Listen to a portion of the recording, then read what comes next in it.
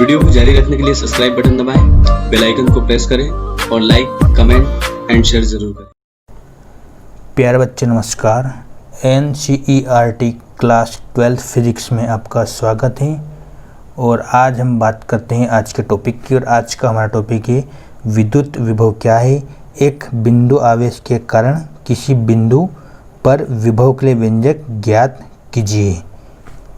ये जो टॉपिक है बहुत ही इम्पॉर्टेंट है, वेरी इम्पॉर्टेंट, हमेशा और हर एग्ज़ाम में पूछा जाता है। तो देखिएगा हमको क्या करना है। सबसे पहले हम बात करते हैं कि विद्युत विभव क्या है।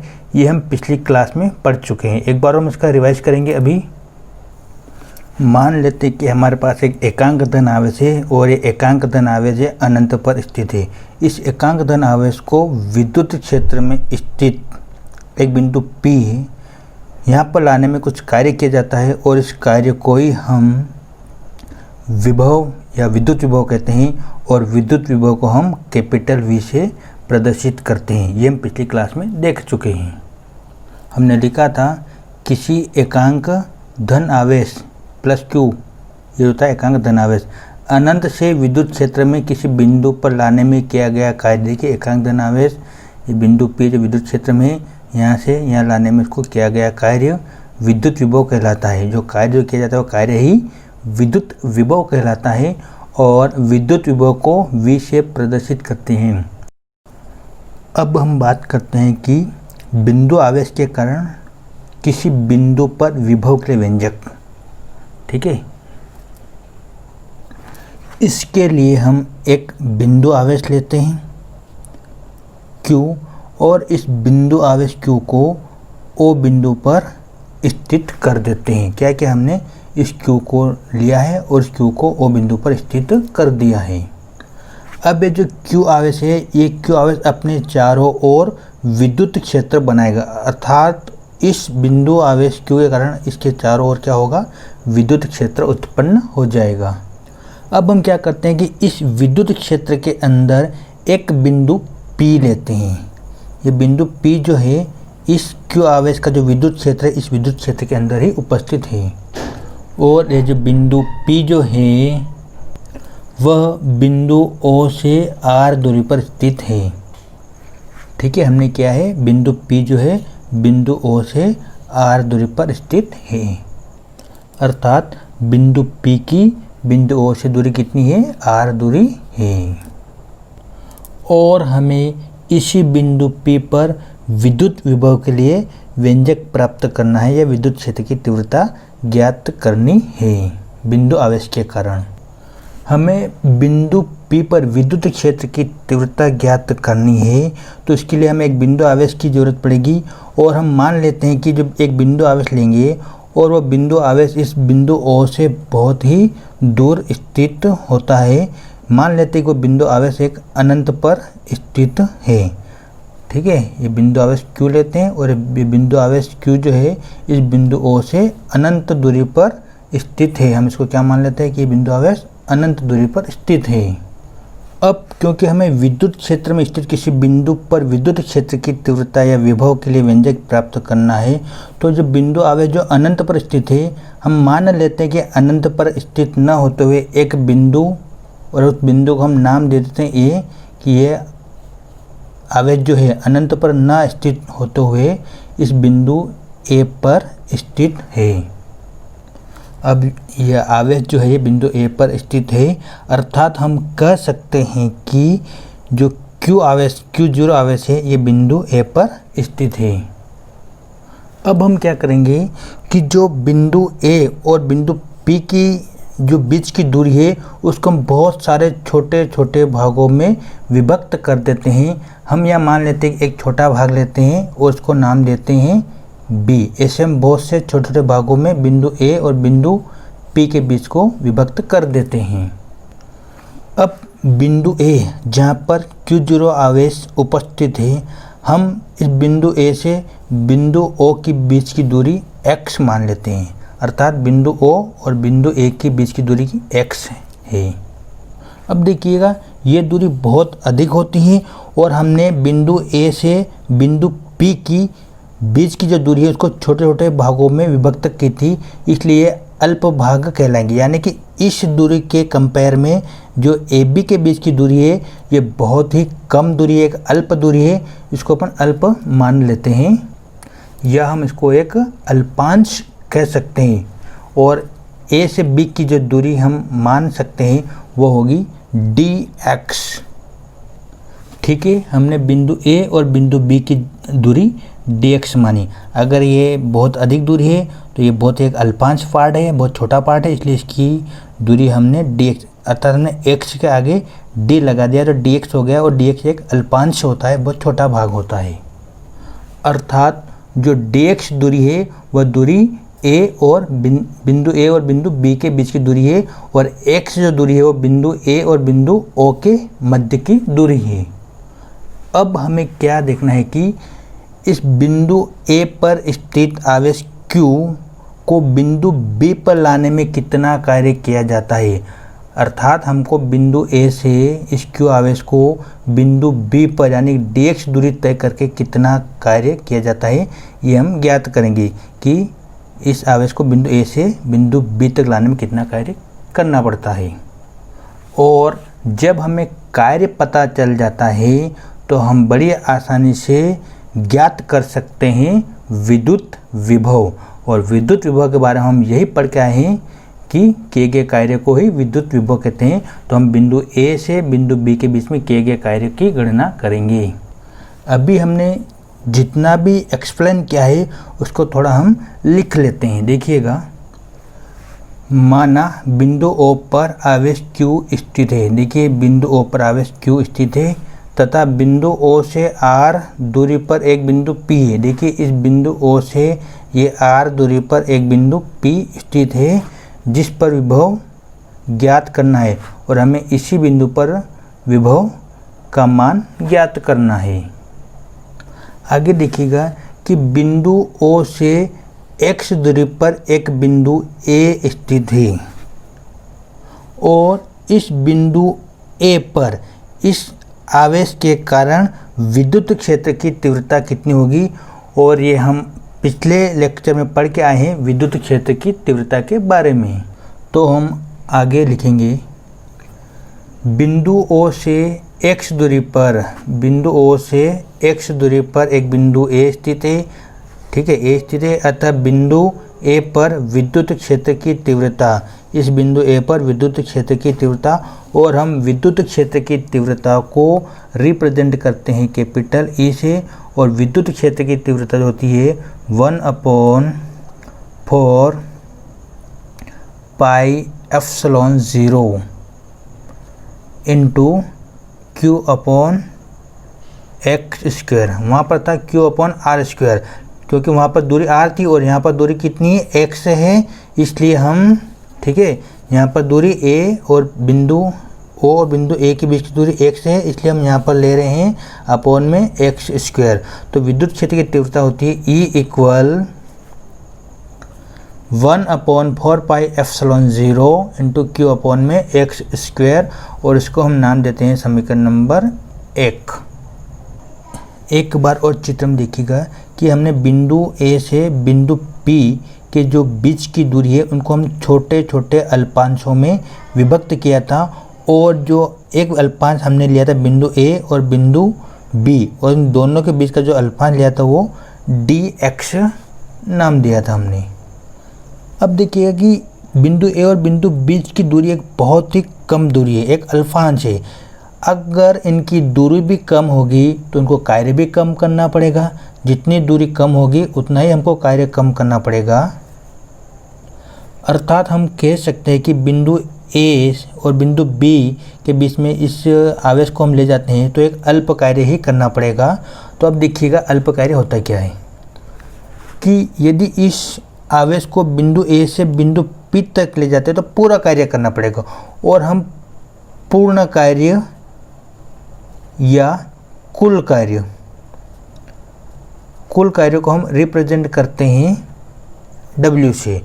तथा यदि हमको एक अल्प कार्य करना पड़ता है, एक अल्पांश के लिए कार्य करना पड़ता है, बहुत कम दूरी के लिए कार्य करना पड़ता है, तो इस डी के आगे हम इस डब्ल्यू के आगे हम डी लगा देते तो ये हो जाएगा डी डब्ल्यू, और ये जो कार्य होगा एक अल्प कार्य के लिए कहलाता है।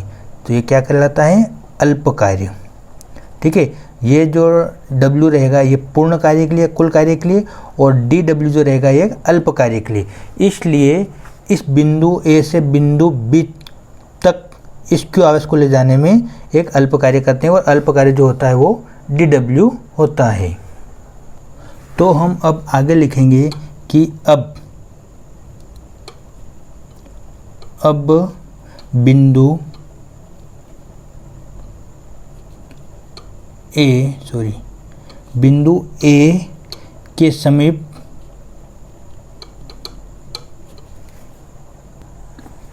dx दूरी पर, यानी कि अल्प दूरी है, पर एक बिंदु B स्थित है। अतः बिंदु ए पर स्थित आवेश को बिंदु B तक लाने में किया गया कार्य। देखिएगा, बिंदु ए पर स्थित आवेश को बिंदु बी पर लाने में किया गया कार्य, देखिए अल्प दूरी है, और तो कार्य भी हमको अल्प ही करना पड़ेगा। और अभी हमने रिप्रेजेंट किया है कि हम अल्प कार्य को डी डब्ल्यू से रिप्रेजेंट करेंगे। तो देखिएगा, जो कार्य होता है डी डब्ल्यू बराबर, ये होता है कार्य का सूत्र होता है कि बल गुणा विस्थापन। ये हमने क्लास 11th में देखा था कि कार्य बराबर होता है बल गुणा विस्थापन। अब देखिए यहाँ पर बल क्या होता है, बल को थोड़ा सा समझने का कोशिश करिएगा।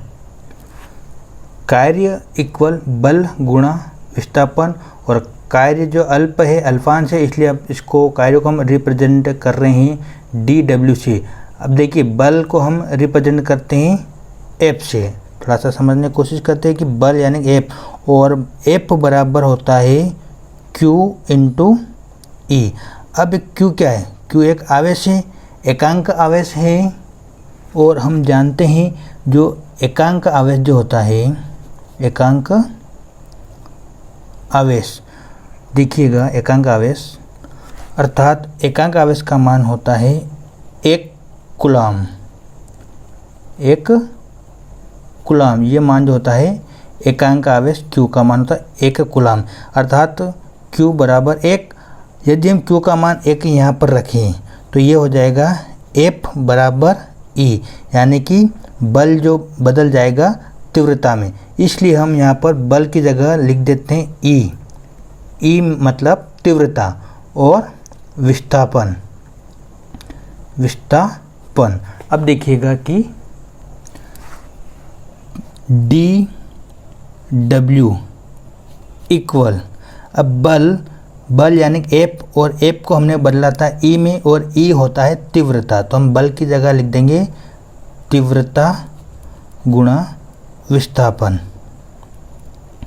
और आगे देखिएगा डी डब्ल्यू इक्वल, और तीव्रता को हम रिप्रेजेंट करते हैं E से, इनटू अब विस्थापन। देखिएगा विस्थापन कितना हुआ है, A से इस आवेश को बिंदु B पर हम ले गए तो कितना विस्थापन हुआ dx, लेकिन दिशा देखिए, इसकी दिशा जो है इधर है, इसलिए माइनस में आएगा, ठीक है, ऋणात्मक आएगा। तो विस्थापन कितना हुआ माइनस dx। क्यों हुआ dx? तो देखिएगा ये A से B जो दिशा है इसकी विपरीत है, और विस्थापन dx हुआ तो माइनस का dx। तो हमने यहाँ पर लिखा है dw इक्वल E इंटू कोष्टक में माइनस dx। माइनस चिन्ह या ऋणात्मक चिन्ह आपको समझ में आया होगा क्योंकि दिशा जो है विपरीत है। अब आगे देखिएगा डी डब्ल्यू इक्वल, इस माइनस को हम आगे लेके आ जाते हैं तो ये होगा minus E into D x.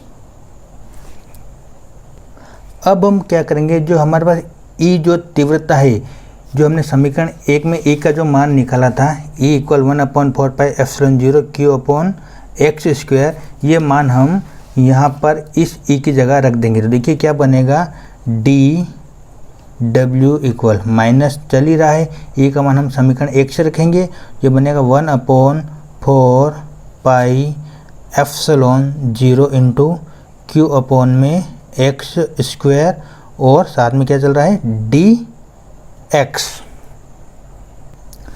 अभी जो हमने कार्य निकाला, ये बिंदु ए से बिंदु बी के बीच में कार्य निकाला था, एक छोटा कार्य था। यदि हमको एक संपूर्ण कार्य निकालना हो तो हम क्या करेंगे, जो छोटा कार्य है जो अभी डी डब्ल्यू हमने निकाला, जो एक अल्फांश है, इसका हम इंटीग्रेशन अर्थात हम समाकलन कर देंगे तो हमको संपूर्ण कार्य प्राप्त हो जाएगा।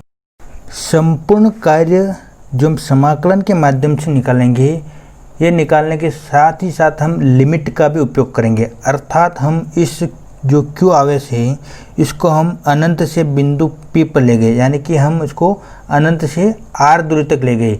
ये हम लिमिट का भी हम समाकलन में उपयोग करेंगे। तो हम आगे लिखेंगे, अतः एकांक आवेश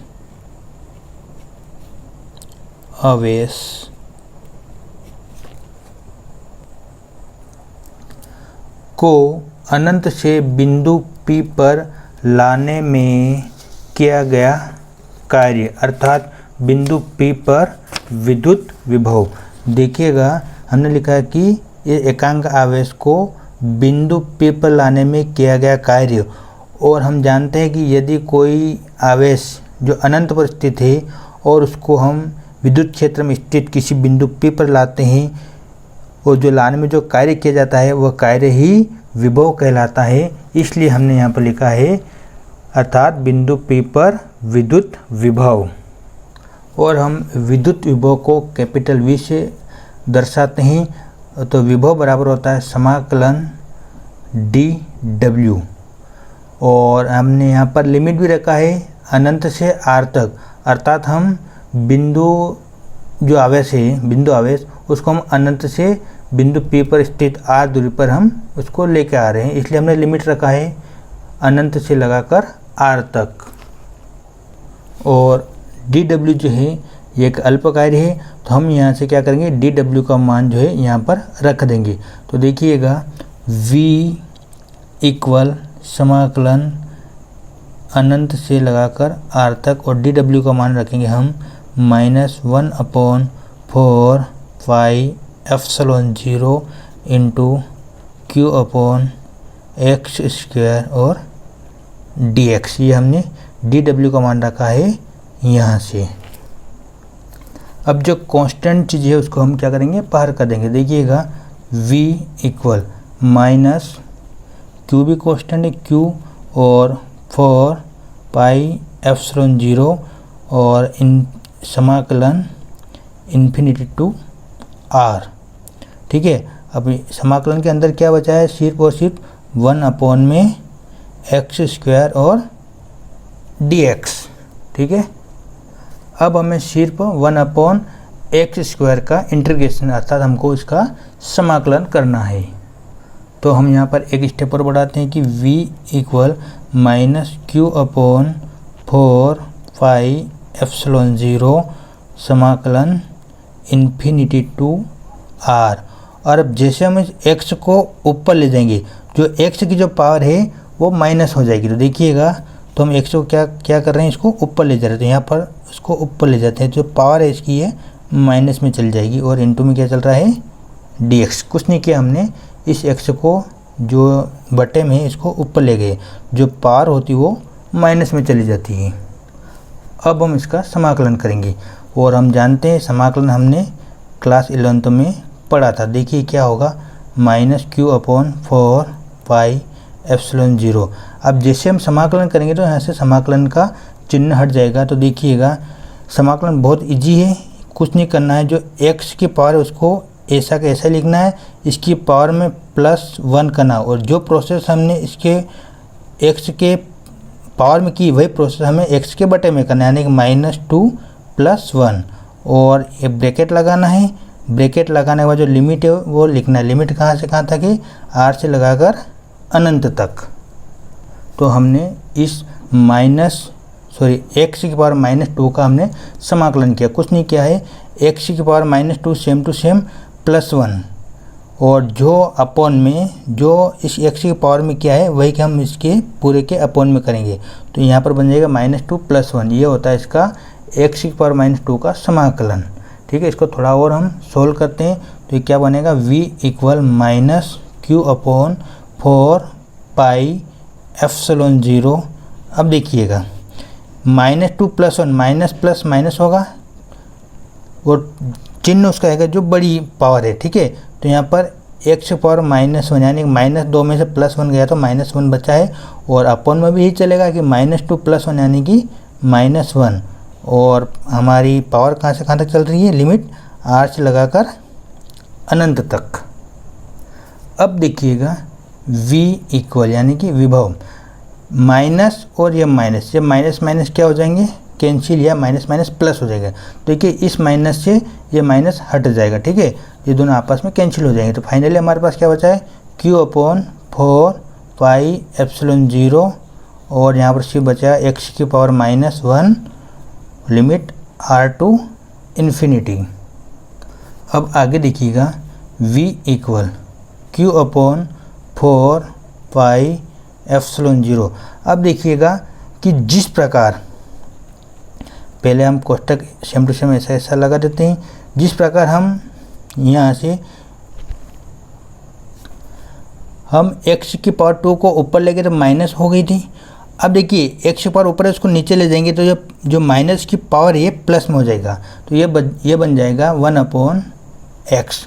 ठीक है, इसकी पावर -1 था, जैसे हम इसको अपॉन में लेके आए, बटे में लेके आए तो ये +1 हो जाता है। वापिस अगर हम इसको ऊपर ले जाएंगे तो -1 हो जाएगा। अब हम जो लिमिट है लिमिट रख देंगे। देखिएगा v equal q/4 pi epsilon 0, limit पहले ऊपर की रखना है बाद में नीचे वाली, तो 1/ कुछ नहीं करना, इस x की जगह ये दोनों लिमिट रखना है। तो एक बार हम रखेंगे r और बीच में माइनस का चिन्ह आता है और 1/∞। अब देखिए क्योंकि 1/∞ का मतलब होता है 0, यानी कि हम किसी संख्या में अनंत का भाग देंगे तो उसका आंसर हमेशा 0 आएगा। तो यहाँ पर तो हो गया 0। तो फाइनली हमारे पास जो बचा है v equal q/4 pi epsilon 0 और 1/r। थोड़ा हम इसको एडजस्ट कर लेते हैं तो देखिएगा v इक्वल 1/4 पाई एप्सिलॉन 0 और q को हम यहाँ लिख देते हैं q/r। और ये फाइनली हमारा किसी बिंदु अनंत से विद्युत क्षेत्र में स्थित किसी बिंदु P पर विद्युत विभव का व्यंजक है, और इसका मात्रक जो होता है वोल्ट। ठीक है, विभव का मात्रक क्या होता है, वोल्ट। और यही फार्मूला जो होता है बिंदु आवेश Q के कारण r दूरी पर स्थित किसी बिंदु पर विभव का सूत्र। ठीक है, तो लास्ट में हम लिख देंगे यही बिंदु आवेश Q के कारण r दूरी पर स्थित किसी बिंदु पर विद्युत विभव का सूत्र है। ये जो डेरिवेशन हमने आज सोल्व किया बहुत ही इम्पोर्टेंट है, हर बार एग्ज़ाम में पूछा जाता है। ये डेरिवेशन वेरी IMP है भैया, इसको आप लोग अच्छे से सोल्व करिएगा। फिर भी अगर समझ में नहीं आए तो कमेंट बॉक्स में कमेंट ज़रूर मेंशन कीजिएगा ताकि हम आपको अच्छे से और समझा सकें। धन्यवाद।